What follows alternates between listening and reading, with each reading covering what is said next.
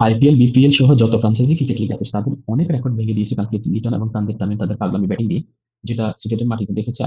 এবার 2024-25 বিপিএল এর এসে সবাই দেখতে পেলো ব্যাটিং পারফরমেন্স, যেটা একটা অবিশ্বাস্য বিষয় ছিল। তো তার সাথে যে অনেকগুলো রেকর্ড ভেঙে দিয়েছে, সেই রেকর্ড গুলো নিয়ে দুই একটা কথা বলতে চাচ্ছি এখানে। এই পর্যন্ত ফ্রাঞ্চাইজি ক্রিকেটের সর্বোচ্চ পার্টনারশিপের রেকর্ড ছিল আইপিএল এর, যেখানে বিরাট কোহলি এবং ডিভিলিয়ার্স করেছিল 239 রানের একটা জুটি। তো কালকে লিটন এবং তানজিদ সেই জুটিটা রেকর্ড ভেঙে 241 রানের জুটি করে, যা এ পর্যন্ত ফ্রাঞ্চাইজি ক্রিকেটের সর্বোচ্চ পার্টনারশিপের জুটি যে কোনো উইকেট জুটিতে। এবং বিপিএল এর সর্বোচ্চ পার্টনারশিপ রেকর্ড জুটিও তারা ভেঙে দিয়েছে, যেখানে ক্রিস গেল আর ব্র্যান্ডন ম্যাকুলাম করেছিল 201 রানের পার্টনারশিপ জুটি, যেটা 2017 সালে হয়েছিল।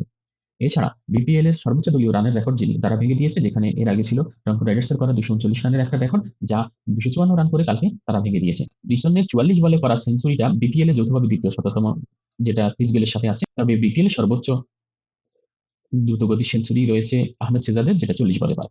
ধন্যবাদ সবাই।